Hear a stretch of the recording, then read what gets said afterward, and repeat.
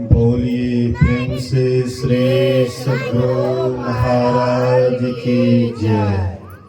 श्री सद्गुरु महाराज की जय।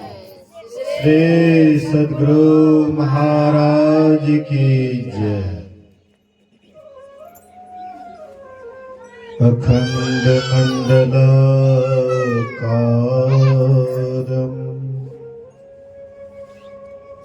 व्याप्तं येन चराचरम् तत्पदं दर्शितं येन तस्मै श्री गुरुवे नमः। धन्य धन्य सतगुरु सुखदा महिमा कहे ना जाए। जो कुछ कहा तुम्हारी कृपा मोते कछु न बसाए। समवेत समादरणीय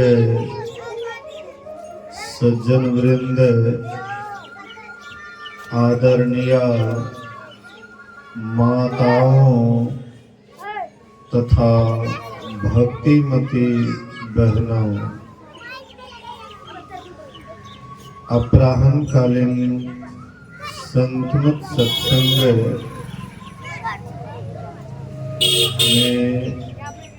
हम लोग अभी यत्र तत्र से एकत्र होकर इस हीरापटी ग्राम में उपस्थित हैं। यहाँ पर दो बच्चे का कार्यक्रम है। एक बच्चे का जन्मदिन है और एक बच्चे का बरही है। एक साथ दो संयोग है, इसीलिए बड़े उल्लास के साथ, बहुत खुशी के साथ है ये कार्यक्रम को करवा रहे हैं। बड़ी अच्छी बात है। तो सत्संग चाहे जिस ख्याल से भी हो, लेकिन सत्संग होना चाहिए, क्योंकि सत्संग से ही मनुष्य का सुधार हो सकता है। संसार में बहुत से काम हैं, लेकिन संसार के बहुत कामों से मनुष्य का सुधार असंभव है। लेकिन वही मनुष्य जब सत्संग के शरण में आ जाता है, सत्संग ध्यान करने लग जाता है, तो मनुष्य का जीवन बन जाता है। इसलिए सत्संग की बड़ी आवश्यकता है। तो यहाँ पर उसी ख्याल से सत्संग रखा है। अभी हम लोग रामचरितमानस से सुन रहे थे, बालकांड से। बंदो प्रथम महेश्वर चरना, मोह जनित संशय सब हरना। गोस्वामी तुलसीदास जी महाराज कहते हैं, जो हमारे संदेह को निसंदेह हरने वाले हैं। तो ऐसे हमारे संदेह को, मोह को हरने वाले कौन है? कहते हैं ब्राह्मण। तो ब्राह्मण किसे कहते हैं? कोई जाति से ब्राह्मण होता है, लेकिन अगर उनका कर्म ब्राह्मण के जैसा नहीं है तो उसको ब्राह्मण नहीं गिना जाता है। और उसी जगह में अगर कोई शूद्र होता है जाति से शूद्र है, लेकिन उनका कर्म ब्राह्मण जैसा है, तो वह शूद्र नहीं गिना जाएगा, वह ब्राह्मण गिना जाएगा। कर्म से ही जाति का विभाग हुआ है।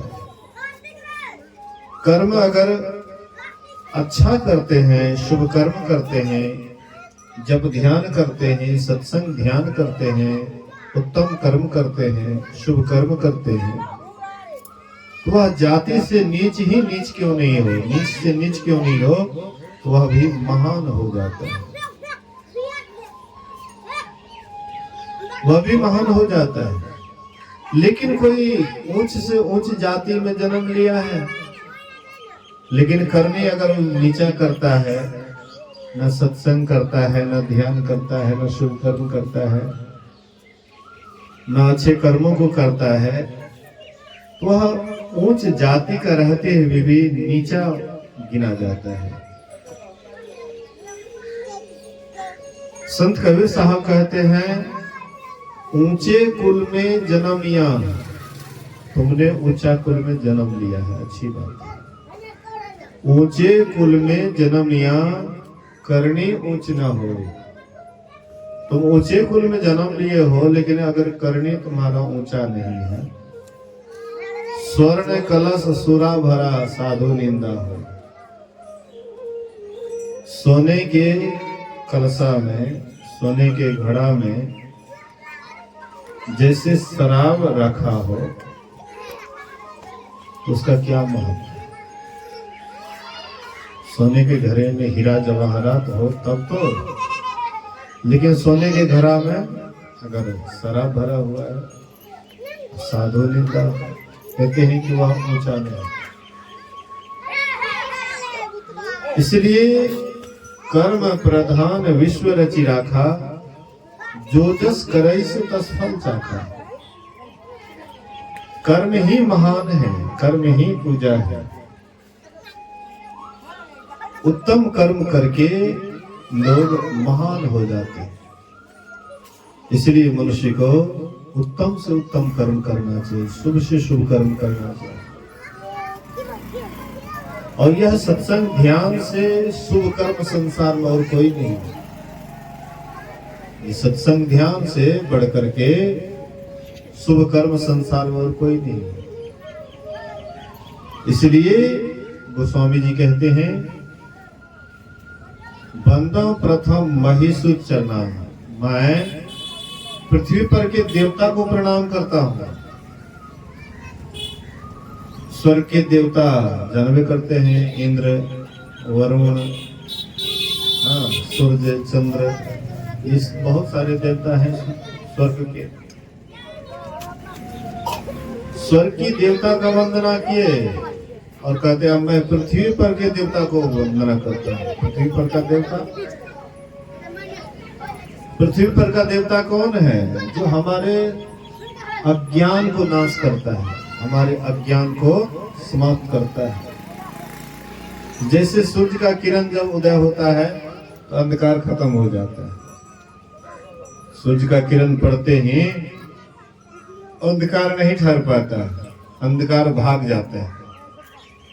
ऐसे ही वह महापुरुष, जिस महापुरुष का वचन आपके अज्ञान को दूर कर दे, अंधकार को दूर कर दे, ऐसे महापुरुष पृथ्वी पर के देवता।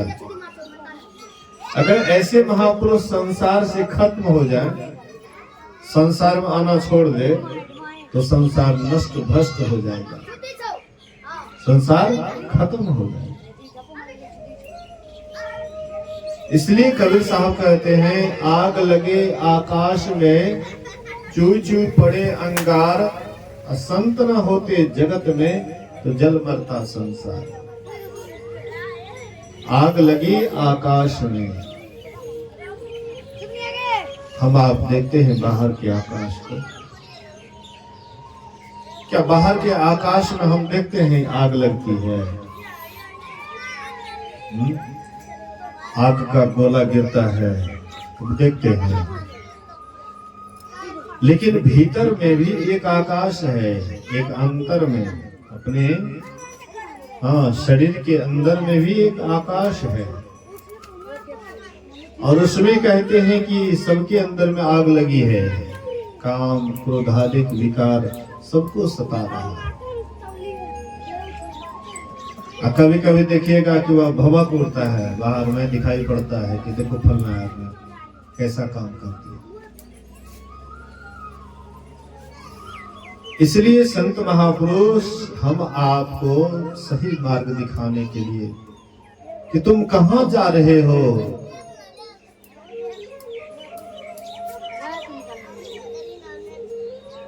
कहते हैं जाना तुझे कहां है,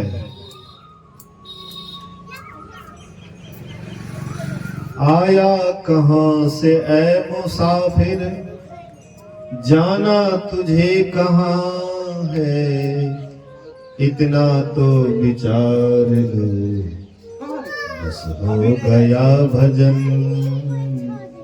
मन के तरंग को मार लो, बस हो गया भजन, आदत बुरी सुधार लो, आदत बुरी सुधार लो, बस हो गया भजन, मन के तरंग को मार लो, बस हो गया भजन। कहती मन में जो तरंग है उसको अगर तुम खत्म कर लो, असली भजन हो गया। केवल भजन गा रहे हैं, मन तरंगित है, मन में वासना का लहर उठ रहा है, मन में इच्छा ही इच्छा है। तब कहते हैं समुद्र लहर तो थोरियो, मन लहरे घनियाए, केते आय समाय है केते जा बिसराय। कबीर साहब कहते हैं कि मन के लहर के सामने में समुद्र का लहर थोड़ा है। अगर आप गए होंगे समुद्र देखने के लिए तो उसमें लहर देखे होंगे, बड़ा जबरदस्त लहर होता है, मन भयभीत हो जाता है। मैं भी एक बार गया था। कहावत है सब तीर्थ बार बार, गंगा सागर एक के बार। मैं भी गया था घूमने के लिए गंगा सागर। एक अफसर साहब थे साथ में, बोले कि बाबा स्नान कीजिएगा। मैंने कहा कि हाँ आए हैं तो स्नान करेंगे। हिलने का थोड़ा कला है, डर तो होता था लेकिन उतना डर नहीं होता था।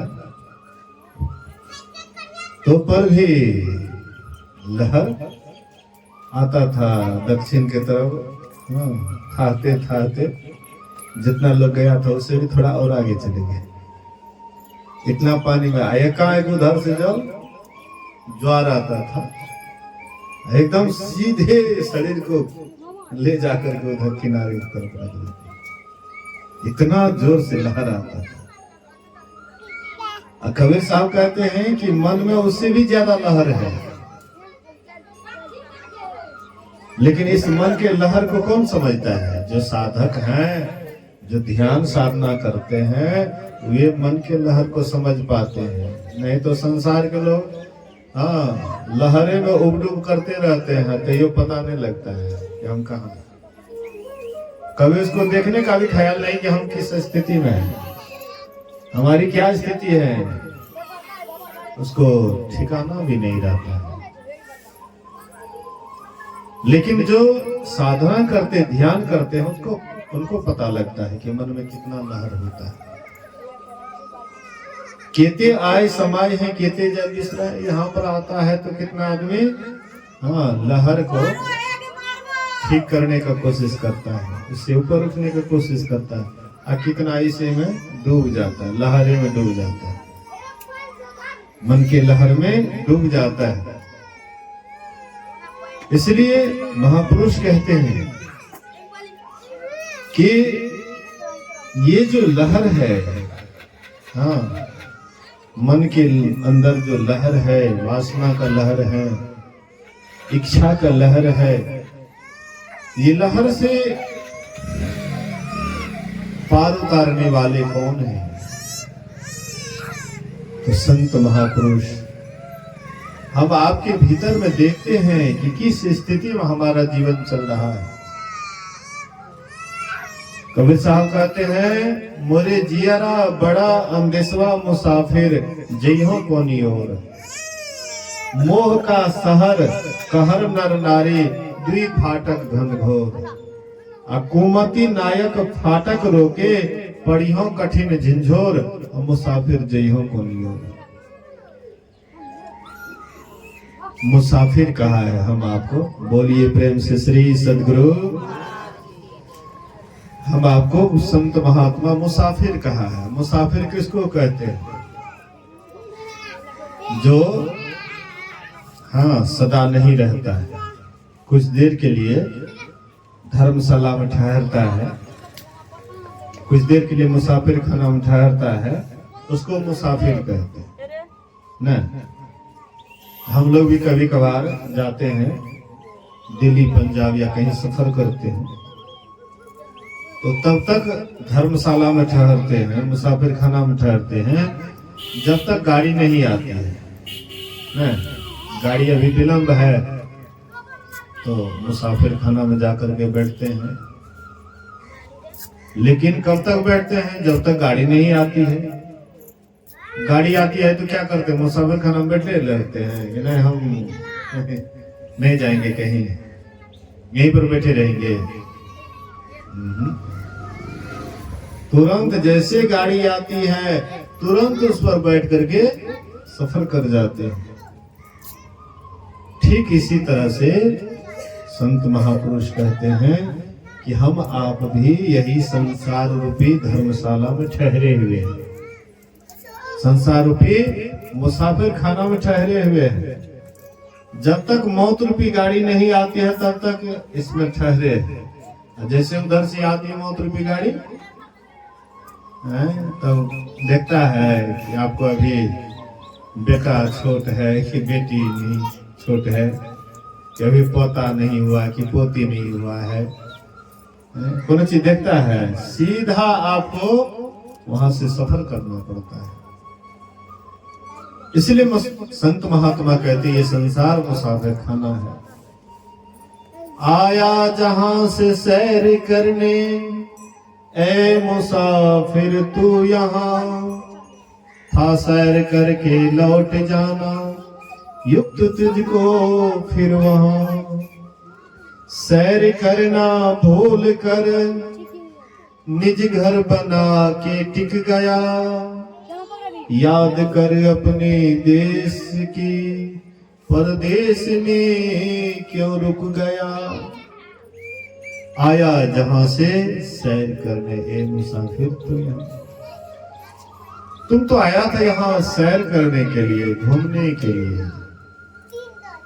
सैर करना घूमने के लिए जाना। हम आप भी कभी कभी घूमने के लिए जाते हैं ना,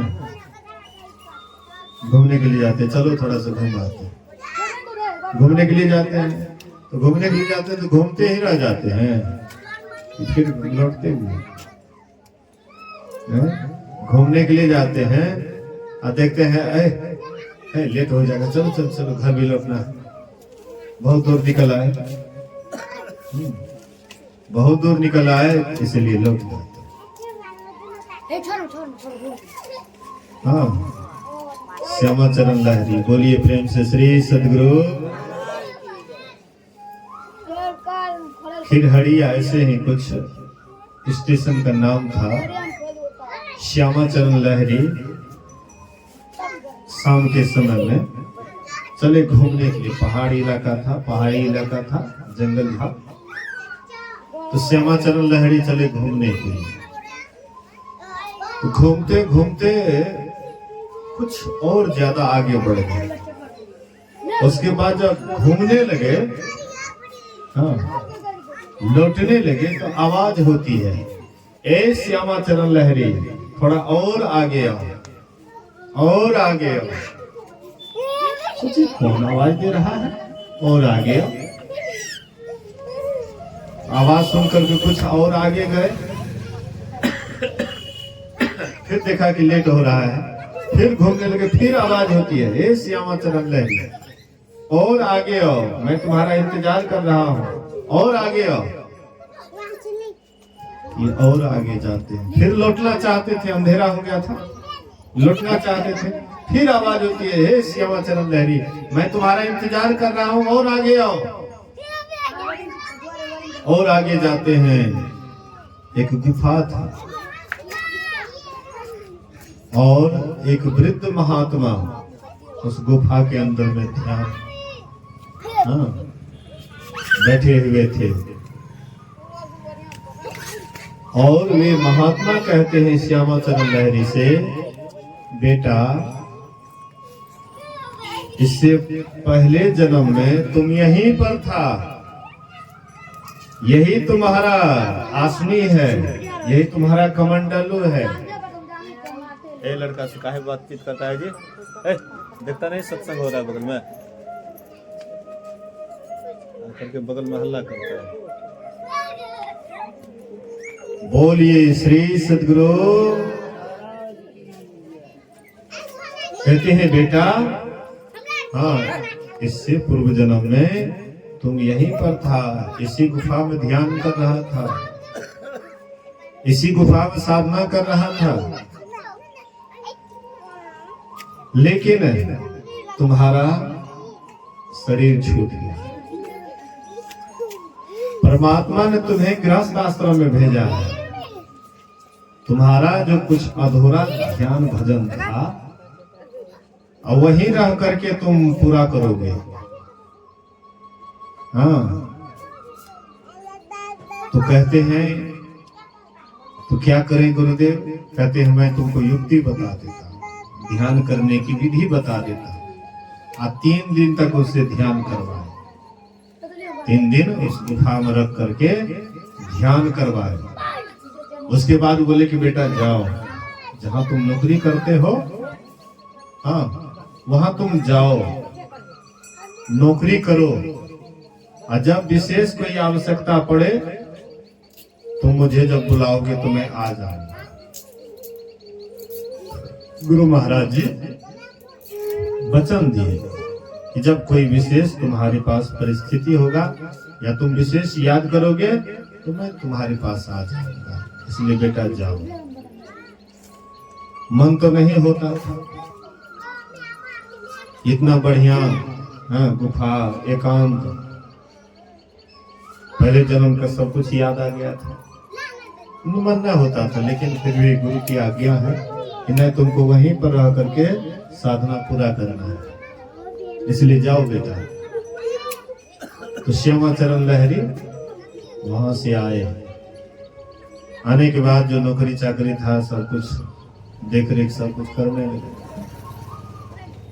एक दिन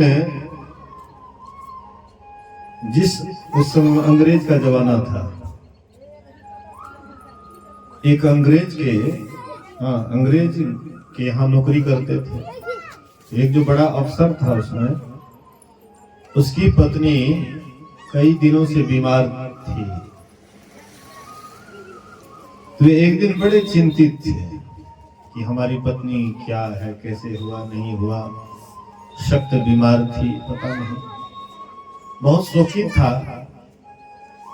ये पूछते हैं कि आप काहे इतना चिंतित हैं? बोले कि ऐसी ऐसी बात है, मेरी पत्नी बहुत बीमार थी और उसकी क्या स्थिति है पता नहीं। उस समय में पनिया जहाज वाला सिस्टम था, कोई भी खबर उबर आने जाने में कम से कम महीना 1.5 महीना लग जाता था। आजकल के तरह हवाई जहाज के तरह नहीं था कि 2-4 घंटे में, हाँ 2-4-5 घंटा 10 घंटा में चले जाए खबर। ये सिस्टम नहीं था। पनिया जहाज में बहुत विलम्ब से लोग पहुंचते थे, खबर भी बहुत विलम्ब से आता था। बोले कि देखिए आप चिंता मत कीजिए, घर में हमको बंद कर दीजिए, 1 घंटा का हमको मोहलत दीजिए, मैं आपको खबर दे दूंगा। आप अपने हाथ से चिट्ठी लिख दीजिए, आप अपने पत्नी को जो भेंट कीजिएगा हाँ, कुशल समाचार के लिए आप लिख दीजिए। और आपके पत्नी के द्वारा भी जो लिखित चिट्ठी होगा वह भी मैं आपको दे दूंगा। वह अंग्रेज चिट्ठी लिख देते हैं और डेट आज ही का, हाँ आज ही का डेट वगैरह सब कुछ। उसको कमरा में बंद कर दिए और श्यामाचरण लहरी ध्यान पर बैठ गए।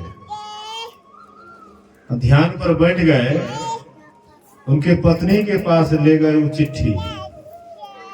कहते हैं आपका क्या हालत है, आपका क्या स्वास्थ्य है।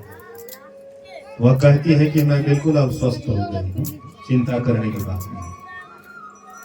हाँ, कुछ महीना पहले मैं अस्वस्थ विशेष थी, लेकिन अब मैं बिल्कुल स्वस्थ हूँ। बोले कि आप अपना चिट्ठी लिखिए, अपने हाथ से चिट्ठी लिखिए।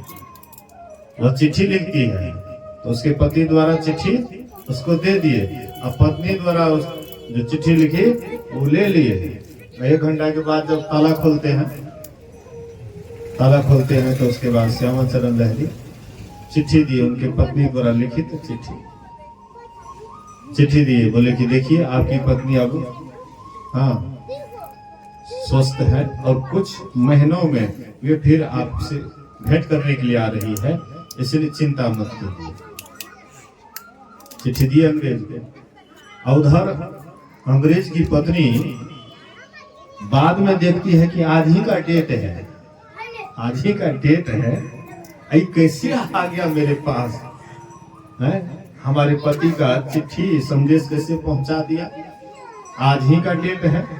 बाद में डेट देखिए, इससे पहले सोची होगी कि पतिदेव का जो संदेश है वो 1-1.5-2 महीना में आएगा, 2-3 महीना में आएगा, लेकिन आज ही का डेट तो आश्चर्यचकित हो गए। तब तक में तो ये निकल गए थे, वहां से चले आए थे। बाद में जो है अंग्रेज खोलते हैं रूम, उसके बाद चिट्ठी दिखाते हैं, आपकी पत्नी द्वारा आप बिल्कुल स्वस्थ हैं, कोई दिक्कत नहीं, कोई चिंता नहीं।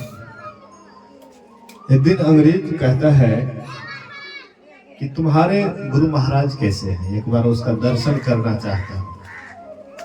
तुम्हारा गुरु महाराज कहाँ है, कैसे हैं, एक बार देखना चाहता हूं कि तुम्हारे अंदर इतनी शक्ति, इतनी सिद्धि कैसे आ गई।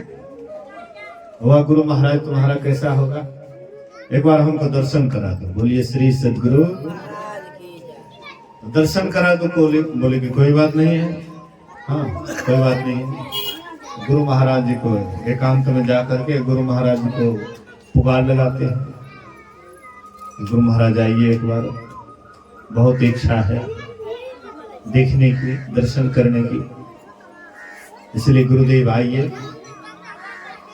बहुत प्रार्थना की तो गुरुदेव तो आए, लेकिन गुस्सा में आंख लाल था। कहते अरे मैं तुमको यही प्रदर्शन करने के लिए ही तुमको कहा था कि जब विशेष जरूरत पड़े तो हमको बुलाना। ये तुम क्या चमत्कार दिखा रहे हो, इसी के लिए हमने कहा था तुमको। तुमने गलती किया है। मैं तुम्हें ध्यान साधना में कोई परेशानी होती या और कोई विशेष कोई संकट विपत्ति आता तो तुम हमको बुलाता, लेकिन तुमने हमें इस तरह से बुलाया है, ठीक नहीं किया है। गुस्सा में गुरु महाराज क्षमा मांगते हैं, गुरुदेव गलती हो गई, क्षमा कर दीजिए। बोले कि अब आ गया हूं तो कुछ लोग ये ना समझे कि भूत प्रेत है, लोग ये भी समझेंगे कि भूत प्रेत है, इसलिए फल फूल है। भूत प्रेत फल फूल नहीं खाएगा। जो भूत प्रेत होता है उसके मुंह का छिद्र इतना छोटा होता है कि कांटे के ऊपर में जो पानी होता है 1-2 बूंद, वो भी उसके मुंह में ठीक से नहीं जाता, इतना छोटा छेद होता है भूत प्रेत का। तो लोग ये ना समझ बैठे कि ये भूत प्रेत है।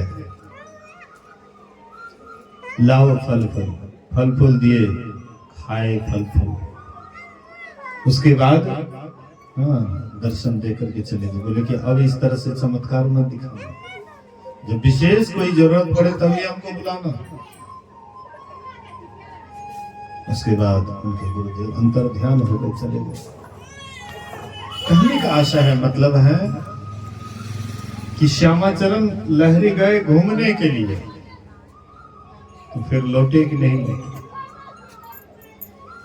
इसी तरह से ये संसार में हम आप भी परमात्मा ने भेजा है घूमने के लिए, कि जाओ और सैर करके फिर मेरे पास लौट आओ।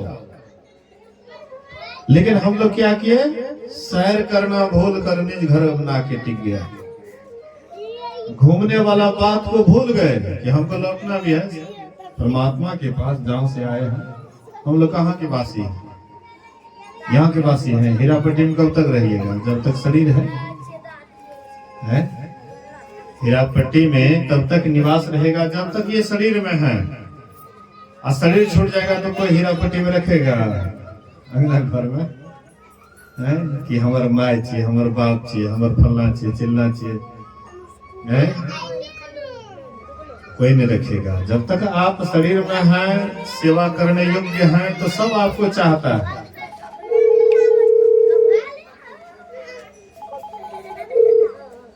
सब आपको चाहता है। लेकिन आप जैसे ही सेवा की योग्य नहीं रहिएगा, अपना सेवा भी आप नहीं कर पाइएगा, तो लोगों को बलय बुझाएगा नहीं होता है, भारी बुझाता है कि हो एक उठाइए लेती है तो बढ़िया से। मैं भी गया था उधर घूमने के लिए। हाँ, विजेंद्र बाबू की माँ अस्वस्थ हालत में है, तो भगवान को दोष दे रही थी। गुरु महाराज, कौन गुरु महाराज, कौन भगवान? कतो भगवान ने हमरा खातिर सब मर गए। गुरु महाराज मर गए, भगवानो मर गए। उनके लिए गुरुओं महाराज मर गए, भगवानों मर गए। क्यों मर गए? उसको जब दुख हो रहा है, कष्ट हो रहा है, तब उसको बुझा रहे भगवान मर गए, गुरु महाराज मर गए। और जब ठीक ठाक था, कोई गुरु महाराज से मतलब नहीं, कोई भगवान से मतलब नहीं। इसीलिए संत महात्मा कहते हैं कि संसार में जब तक आप रहिएगा, तब तक शरीर आपका ठीक ठाक है, तब तक आपको देखने वाला है। जैसे शरीर अस्वस्थ होगा, जानते हैं, जो अस्वस्थ हो उसके मन में क्या होता है जानते हैं? बोलिए प्रेम से श्री सद्गुरु। जो अस्वस्थ होता है तो उसके मन में होता है कोई हमारे पास में बैठे, गपशप करे, अच्छा अच्छा बात सुनाए। अब किसको फुर्सत है आपके पास में बैठेंगे? है किसी को फुर्सत? हाँ, कोई सत्संगी होता है तो कुछ देर लोग जब करते हैं, सत्संग सुनाते हैं, ध्यान करते हैं, 1 घंटा भजन गावत है, हाँ घंटा सत्संग सुनावत है, फिर हमरा घंटा सत्संग करा दे। एक दिन बोली बुढ़िया हमरा सत्संग करा दे, महात्मा को बुला दे। जो सत्संगी है, सत्संग के प्रति प्रेम है, हे फलना बाबू, हे चिल्ला बाबू, बराबर आवन कंटा हमरा स्तुति विनती, सुबह शाम कंटा स्तुति विनती क्या धन, ये सत्संग सुने की बड़ा इच्छा है। कभी शरीर छूट जाता है। जो सत्संगी है उनको सत्संग से लगा होता है, ध्यान से लगा होता है। अकेलों में वो जब ध्यान करते रहता है, लोग बराबर नहीं बैठता है, हाँ तैयो मने मन वो जब ध्यान करते रहता है तो उतना उदास नहीं होता है। और जो गप्पी है, वो जो अस्वस्थ होता है, तो लोग सोचता है कि हमारे पास बैठ करके गप करे। किसको फुर्सत है गप करने का? अभी के समय में कौन किसी के पास बैठता है? कोई भी नहीं बैठना चाहता है। सबको काम है, बाल बच्चा है, घर परिवार है, उसका देख रेख करेंगे कि आपके पास बैठेंगे, आपके मुंह के पास देखेंगे कितना बढ़िया है। बच्चा है तो उसके पास बैठवो करेंगे, जब जन्म लेता है तो उसके पास बैठवो करते हैं, देखिए कितनी बढ़िया बच्चा है। और जब शरीर छूटने लग जाता है तो उसके पास कोई बैठना नहीं चाहता। संत महात्मा कहते हैं कि हम आप भी संसार में आए हैं मुसाफिर की तरह, इसलिए मुसाफिर की तरह आए हैं। यहाँ पर घर मत बना लीजिए, अपना घर मत बनाइए, यही मेरा घर है, यहाँ से कभी जाना ही नहीं है। और जब आएगा समय तो जाना ही पड़ेगा। मौत जब तुमको आवाज देगी, घर से बाहर निकलना पड़ेगा। रे मन मुसाफिर, निकलना पड़ेगा, अकाया कोटी खाली करना पड़ेगा। संसार में आए हैं तो जाना है, तो जाना है तो टेंशन किस बात का। आए के बार हम लोग आए गए हैं, एक बार इसी बार जन्म लिए हैं, इसी बार मरण हो रहा है। अरे इससे पहले भी कितना बार जन्म लिए हैं, कितना बार मरे हैं, अनगिनती, जिसका कोई गिनती नहीं है। जितना बार हम लोग संसार में आए हैं और यहाँ से गए हैं, अगर एक एक हड्डी को इकट्ठा किया जाए तो हिमालय पहाड़ के समान, एक व्यक्ति का, एक जीव का अगर हड्डी को इकट्ठा किया जाए तो हिमालय पहाड़ हो जाएगा। अब कितना आंसू बहाए हैं संसार में आकर के, मोह ममता में आकर के, बेटा बेटी के कारण। अगर पूरे आंसू को एक जगह इकट्ठा किया जाए, एक समुद्र बन जाएगा। आज ही से हम लोग नहीं आ रहे हैं, तो बराबर आए हैं, बराबर गए हैं, बराबर जन्म लिए हैं, बराबर मरण हुआ है, तो डरते किस लिए हैं? डरिएगा तो ऊपर भी छोड़ेंगे आपको, मौत आपको नहीं छोड़ेंगे। इसीलिए सहर्ष स्वीकार कर लीजिए, जो स्वाभाविक है उसको स्वीकार कर लीजिए, तब आपको शरीर छूटने वक्त में कोई तकलीफ नहीं होगा, कोई दिक्कत नहीं होगा। अपने को याद कीजिए कि हम कौन हैं।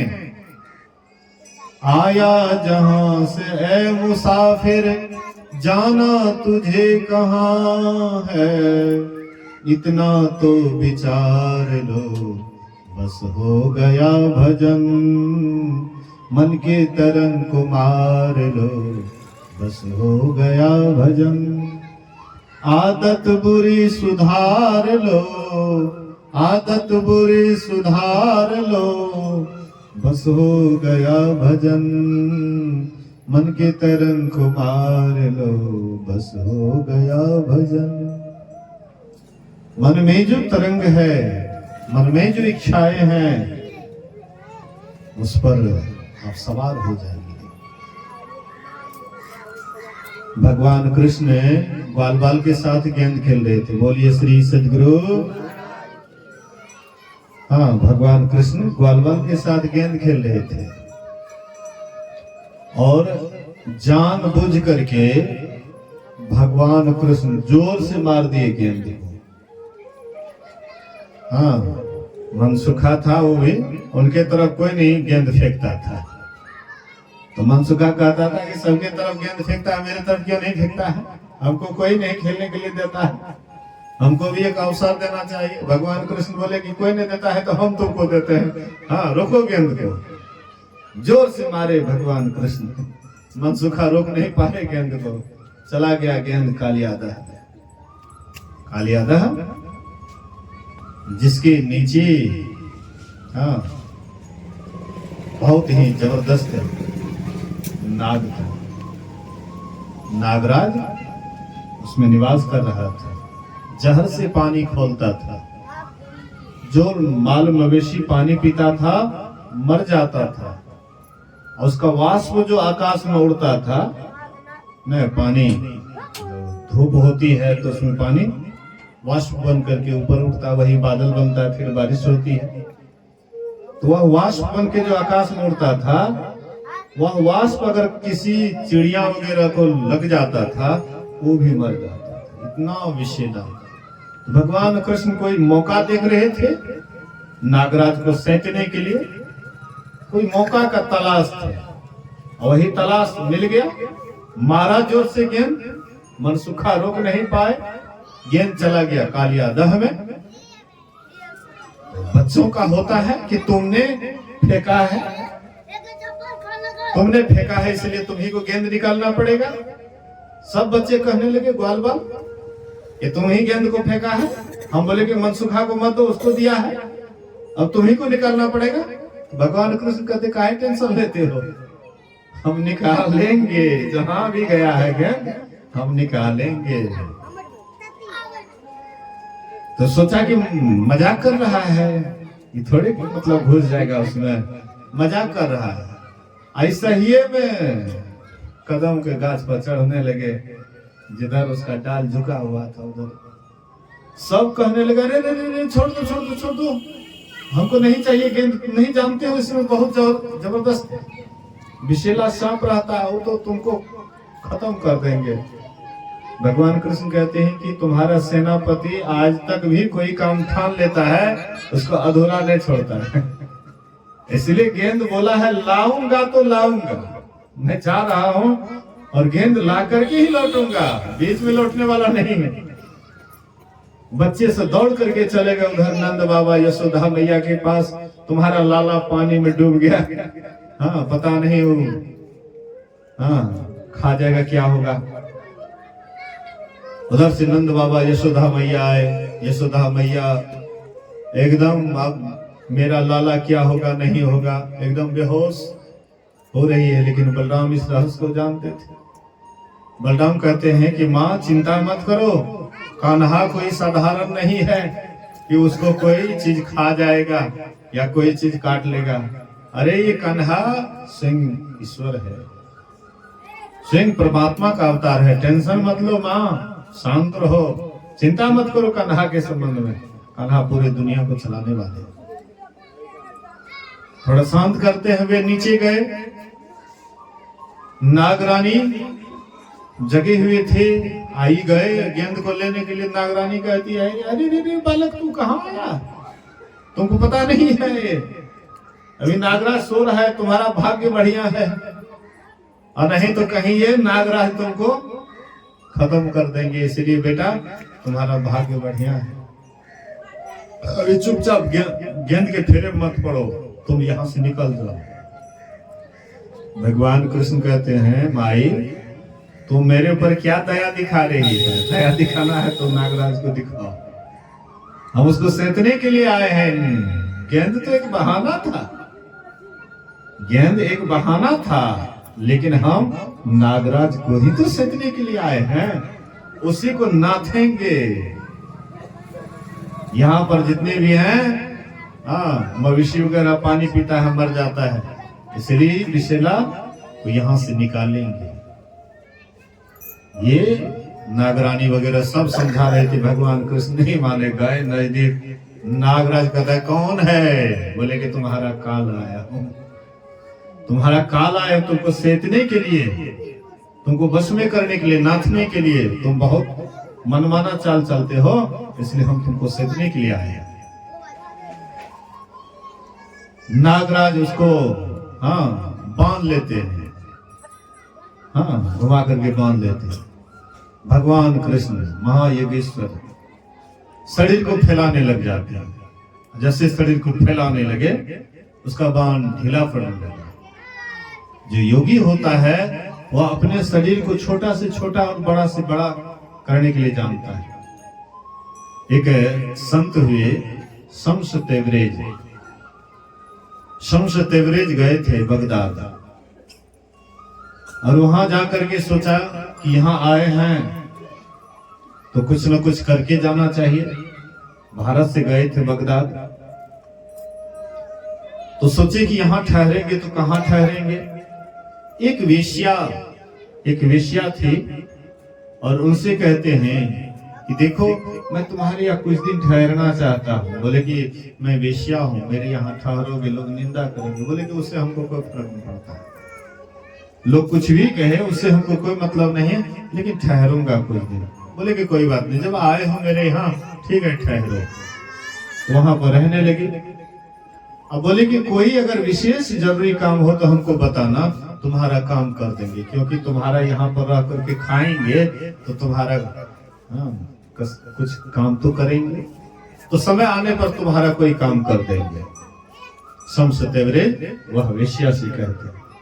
तो वेश्या बराबर जाती थी नाच करने के लिए राजा के यहाँ, नाच गान करने के लिए राजा के यहाँ जाते थे। नित्य के भांति एक दिन जब जाती है तो राजा साहब कहते हैं कि तुमको सिंह का स्वांग करना पड़ेगा, तो सिंह होगा तब न स्वांग होगा, और सिंह लाऊंगी कहां से? और राजा बोले कि नहीं करोगे तो तुमको फांसी दी जाएगी। अब ये उदास होकर के आई अपना घर। शम्स तेवरेज देखते हैं, कहते हैं कि बेटी बहुत उदास दिख रहे हैं, तुमको क्या बात है?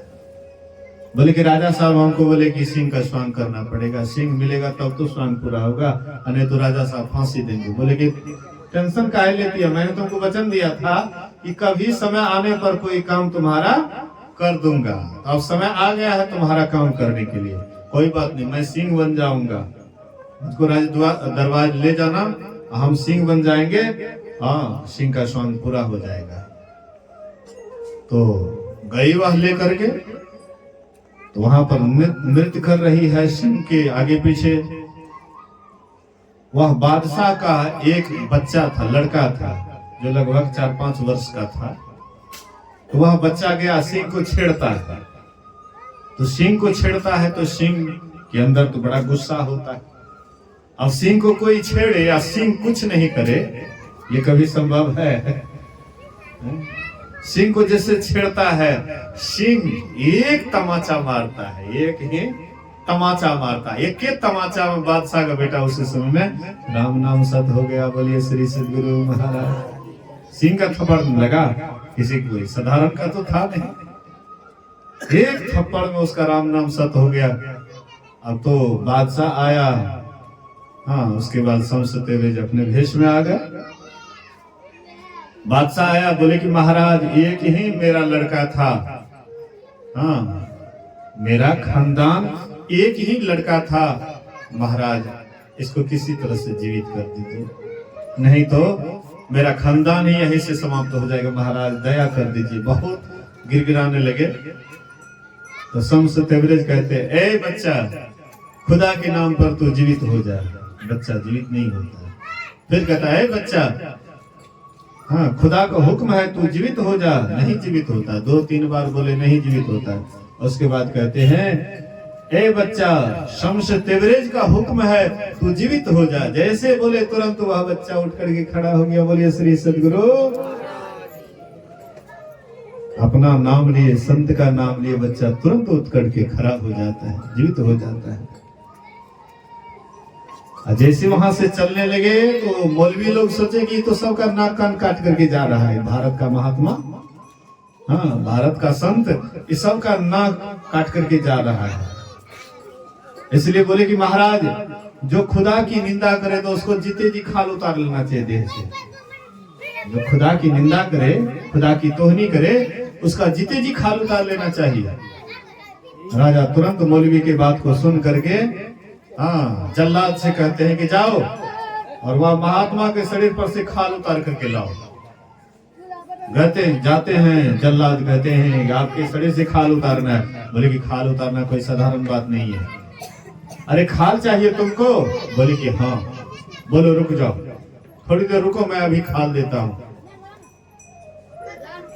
सूर्य भगवान से शम्स तेवरेज निवेदन करते हैं कि हे सूर्य देव, यहाँ के भाषा में लोग तुमको शम्स कहते, शम्स मतलब सूर्य, और मेरा भी नाम शम्स तेवरेज है। इसलिए तू इतना गर्मी कर, इतना गर्मी कर कि शरीर का मांस पक जाए। इतना गर्मी किया, शरीर का मांस पक गया। उसके बाद जैसे कपड़ा लोग में खोलते हैं शरीर से, वैसे ही कपड़े की तरह ही चमड़ा को पकड़ करके निकाल करके दे दिए, ले जाओ। उनको शरीर का खाल चाहिए, निकाल करके दे दिए। गर्मी के कारण उसके शरीर का मांस पक गया था, भूख लगी थी, इसलिए वह वही भोजन अपने शरीर का, किसी दूसरे का नहीं। संत महात्मा किसी और को कष्ट नहीं देते, अपना कष्ट सह लेते हैं, अपना दुख सह लेते हैं, लेकिन किसी और को कष्ट नहीं देते। अपने कारण दूसरे को दुख नहीं देते।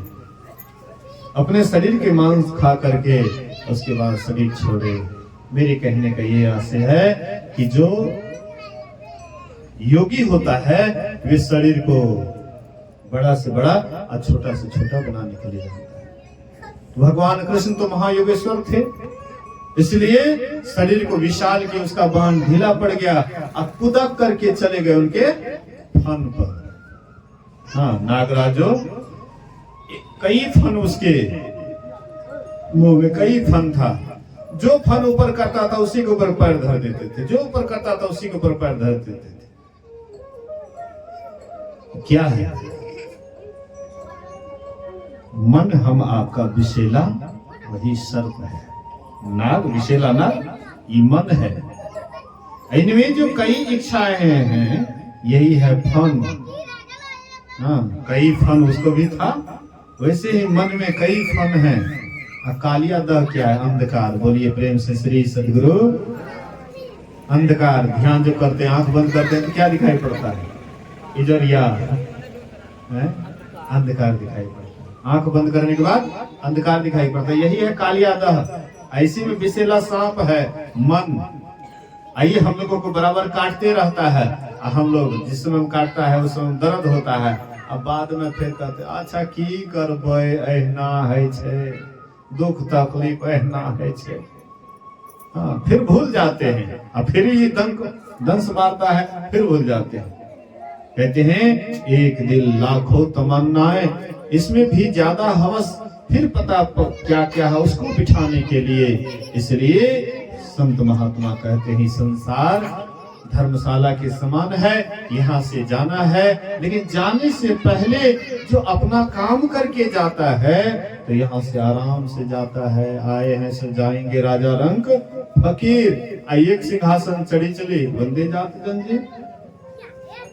आवे के बेरिया सब कोई जाने है, द्वारा पे बाजेला बधाई, जाई के बेरिया कोई नहीं जाने। हाँ, हंसा अकेला चली जाए। इसलिए महापुरुष कहते हैं इसके लिए सत्संग ध्यान करना चाहिए, महापुरुष का संग करना चाहिए।